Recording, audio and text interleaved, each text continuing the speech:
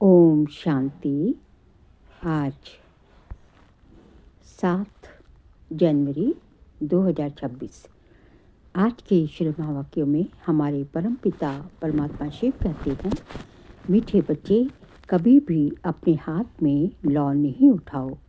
यदि किसी की भूल हो तो बाप को रिपोर्ट करो, बाप सावधानी देंगे। कभी भी अपने हाथ में लौ नहीं उठाओ। यदि किसी की भूल हो तो बाप को रिपोर्ट करो, बाप सावधानी देंगे। प्रश्न, बाप ने कौन सा कॉन्ट्रैक्ट उठाया है? उत्तर है, बच्चों के अवगुण निकालने का कॉन्ट्रैक्ट एक बाप ने ही उठाया है। बच्चों की खामियां बाप सुनते हैं तो वह निकालने के लिए प्यार से समझाने देते हैं। अगर तुम बच्चों को किसी की खामी दिखाई देती है तो भी तुम अपने हाथ में लौ नहीं उठाओ। लौ हाथ में लेना ये भी भूल है। ओम शांति। मीठे मीठे रूहानी बच्चे आते हैं बाप से रिफ्रेश होने, क्योंकि बच्चे जानते हैं बेहद के बाप से बेहद विश्व की बादशाही लेनी है। ये कभी भूलना नहीं चाहिए, परंतु भूल जाते हैं। माया भुला देती है। अगर ना भुलाए तो बहुत खुशी रहे।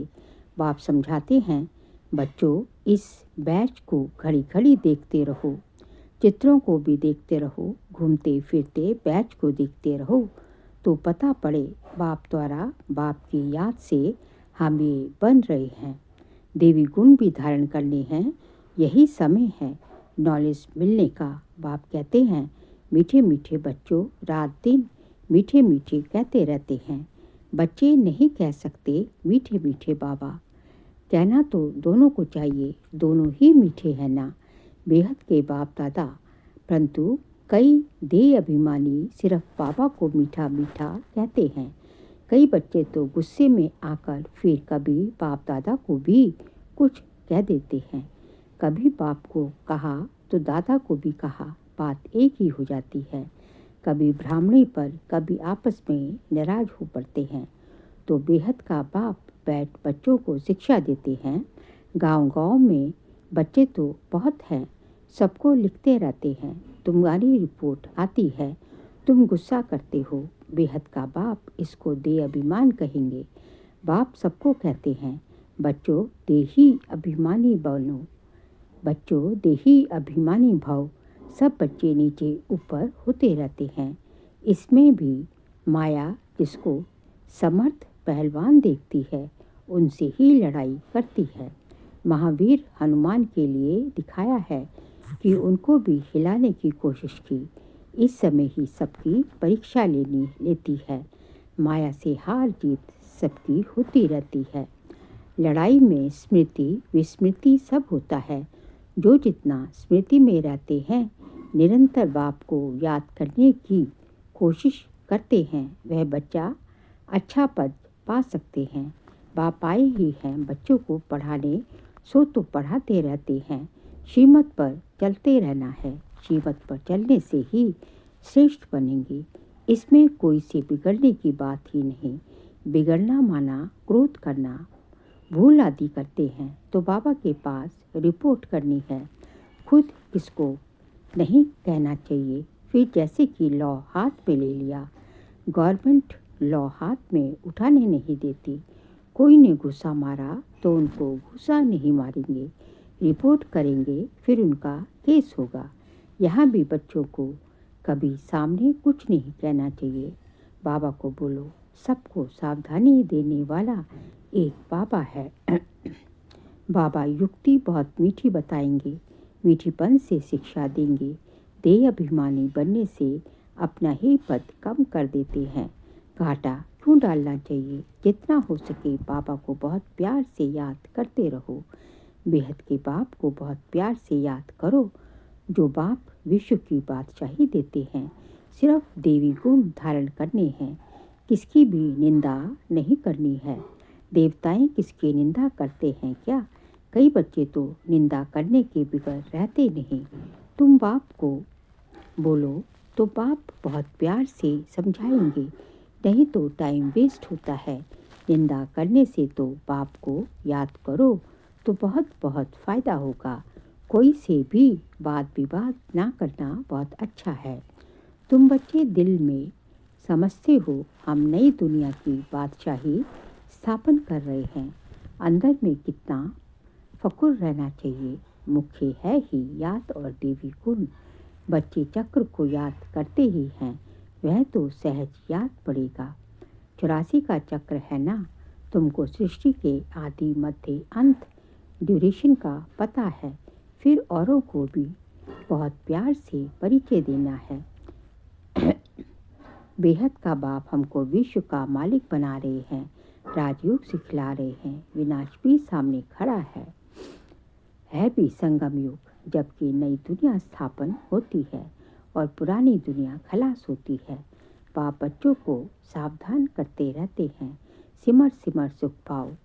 कलह कलेश मिटे सब तन के, आधा कल्प के लिए मिट जाएंगे। बाप सुखधाम स्थापन करते हैं, माया रावण फिर दुखधाम स्थापन करती है। ये भी तुम बच्चे जानते हो। नंबरवार पुरुषार्थ अनुसार बाप का बच्चों में कितना लव होता है। शुरू से बाप का लव है। बाप को मालूम है, मैं जानता हूँ। बच्चे जो काम चिता पर काले हो गए हैं, उन्हों को गोरा बनाने आता हूँ। बाप तो नॉलेजफुल है। बच्चे धीरे धीरे नॉलेज लेते हैं। माया फिर भुला देती है, खुशी आने नहीं देती। बच्चों को तो दिन प्रतिदिन खुशी का पारा चढ़ा रहना चाहिए। सतयुग में पारा चढ़ा हुआ था, अब फिर चढ़ाना है याद की यात्रा से। वह धीरे धीरे चढ़ेगा। हार जीत होते होते फिर नंबरवार पुरुषार्थ अनुसार कल पहले मिसल अपना पद पा लेंगे। बाकी टाइम तो वही लगता है जो कल्प कल्प लगता है। पास भी वही होंगे जो कल्प कल्प होते होंगे। बाप दादा साक्षी हो बच्चों की अवस्था को देखते हैं और समझाने देते रहते हैं। बाहर सेंटर्स आदि पर रहते हैं तो इतना रिफ्रेश नहीं रहते हैं। सेंटर से होकर फिर बाहर के वायुमंडल में चले जाते हैं। इसलिए यहाँ बच्चे आते ही हैं रिफ्रेश होने के लिए।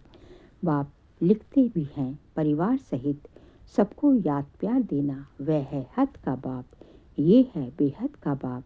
बाप और दादा दोनों का बहुत लव है, क्योंकि कल्प कल्प लवली सर्विस करते हैं और बहुत प्यार से करते हैं। अंदर तरस पड़ता है, नहीं पढ़ते या चलन अच्छी नहीं चलते, श्रीमत पर नहीं चलते हैं तो तरस पड़ता है। ये कम पद पाएंगे और बाबा क्या कर सकते हैं। वहाँ और यहाँ रहने में बहुत फर्क है, परंतु सब तो यहाँ रह नहीं सकते। बच्चे वृद्धि को पाते रहते हैं, प्रबंध भी करते रहते हैं। ये भी बाबा ने समझाया है। ये आबू सबसे भारी तीर्थ है। बाप कहते हैं, मैं यहाँ ही आकर सारी सृष्टि का पांच तत्वों सहित सबको पवित्र बनाता हूँ। कितनी सेवा है। एक ही बाप है जो आकर सर्व की सदगति करते हैं, सो भी अनेक बार किया है। ये जानते हुए भी फिर भूल जाते हैं। तब बाप कहते हैं, माया बड़ी जबरदस्त है। आधा कल्प इनका राज्य चलता है, माया हराती है। फिर बाप खड़ा करते हैं। बहुत लिखते हैं बाबा, अब गिर गया, अच्छा फिर नहीं गिरना, फिर भी गिर पड़ते हैं। गिरते हैं तो फिर चढ़ना ही छोड़ देते हैं। कितनी चोट लग जाती है, सबको लगती है। सारा मदार है पढ़ाई पर, पढ़ाई में योग है ही। फलाना मुझे ये पढ़ा रहे हैं, अब तुम समझते हो बाप हमको पढ़ा रहे हैं। यहाँ तुम बहुत रिफ्रेश होते हो। गायन भी है, निंदा हमारी जो करे मित्र हमारा सो। भगवान उवाच, मेरी ग्लानि बहुत करते हैं, मैं आकर मित्र बनता हूँ। कितनी निंदा करते हैं, मैं तो समझता हूँ सब हमारे बच्चे हैं। कितनी मेरी प्रीत है, इनके साथ निंदा करना अच्छा नहीं है। इस समय तो बहुत खबरदारी रखनी चाहिए। भिन्न भिन्न अवस्थाओं वाले बच्चे हैं, सब पुरुषार्थ करते रहते हैं। कोई भूल भी होती है तो पुरुषार्थ कर अभूल बनना है। माया सबसे भूल कराती है। बॉक्सिंग है ना, कोई समय ऐसी चोट लगती है जो गिरा देती है।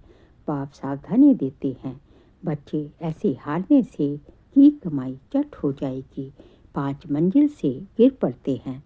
कहते हैं बाबा ऐसी भूल फिर कभी नहीं होगी, अब क्षमा करो। बाबा क्षमा क्या करेंगे? बाप तो कहते हैं पुरुषार्थ करो। बाबा जानते हैं माया बहुत प्रबल है, बहुतों को हराएगी। टीचर का काम है भूल पर शिक्षा दे, अभूल बनाना। ऐसे नहीं कि किसी ने भूल की तो हमेशा उनकी वह होती रहेगी। नहीं, अच्छे गुण गाए जाते हैं, भूल नहीं गाई जाती। अविनाशी वैद्य तो एक ही बाप है, वह दवाई करेंगे। तुम बच्चे क्यों अपने हाथ में लौ उठाते हो? जिसमें क्रोध का अंश होगा वह ग्लानि ही करते रहेंगे। सुधारना बाप का काम है, तुम सुधारने वाले थोड़े ही हो। कोई में क्रोध का भूत है, खुद बैठ किसकी ग्लानि करते हैं, तो गोया अपने हाथ में लौ उठाया, इससे वह सुधरेंगे नहीं और ही अनबन हो जाएगी, लून पानी हो जाएंगे। सब बच्चों के लिए एक बाप बैठा है, लौ अपने हाथ में उठाए, किसकी ग्लानि करना ये भारी भूल है। कोई ना कोई खराबी तो सब में होती है, सब संपूर्ण तो नहीं बने हैं। कोई में क्या अवगुण तो कोई में क्या अवगुण, वह सब निकालने का कॉन्ट्रैक्ट बाप ने उठाया है, ये तुम्हारा काम नहीं। बच्चों की खामियां बाप सुनते हैं तो वह निकालने के लिए प्यार से समझाने दी जाती है। अभी तक संपूर्ण कोई बना नहीं, सब श्रीमत पर सुधर रहे हैं। संपूर्ण तो अंत में बनना है, इस समय सब पुरुषार्थी हैं। बाबा सदैव अडोल रहते हैं, बच्चों को प्यार से शिक्षा देते रहते हैं। शिक्षा देना बाप का काम है, फिर उस पर चले ना चले वह हुई उनकी तकदीर। कितना पद कम हो पड़ता है, श्रीमत पर ना चलने वाले, श्रीमत पर ना चलने के कारण कुछ भी ऐसा करने से पद भ्रष्ट हो जाएगा, दिल अंदर खाएगा। हमने ये भूल की, हमको बहुत मेहनत करनी पड़ेगी। किसका भी अवगुण है तो वे बाप को सुनाना है, दर दर सुनाना ये देह अभिमान है। बाप को याद नहीं करते हैं, अभी भी जारी बनना चाहिए। एक को सुनाएंगे तो वे झट सुधर जाएंगे। सुधारने वाला एक ही बाप है, बाकी तो सब है अनसुने, बाकी तो सब है अनसुधरे। परंतु माया ऐसी है, माता फिरा देती है। बाप एक तरफ मुँह करते हैं, माया फिर घुमा कर अपनी तरफ कर लेती है। बाप आए ही हैं सुधार कर मनुष्य से देवता बनाने, बाकी दर दर किसका नाम बदनाम करना ये बेकायदे है। तुम शिव बाबा को याद करो, जजमेंट भी करना, जजमेंट भी उनके पास होती है ना। कर्मों का फल भी बाप देते हैं। भल ड्रामा में है, परंतु किसका नाम तो लिया जाता है ना। बाप तो बच्चों को सब बातें समझाते रहते हैं। तुम कितने भाग्यशाली हो, कितने मेहमान आते हैं। जिसके पास बहुत मेहमान आते हैं वह खुश होते हैं। ये बच्चे भी हैं तो मेहमान भी हैं। टीचर की बुद्धि में तो यही रहता है, मैं बच्चों को इन जैसा सर्वगुण संपन्न बनाऊं। ये कॉन्ट्रैक्ट बाप ने उठाया है। ड्रामा के प्लान अनुसार बच्चों को मुरली भी कभी मिस नहीं करनी चाहिए। मुरली का ही तो गायन है ना, एक भी मुरली मिस की तो जैसे स्कूल में अपसेट पड़ गई। ये है बेहद के बाप का स्कूल, इसमें तो एक दिन भी मिस नहीं करना चाहिए।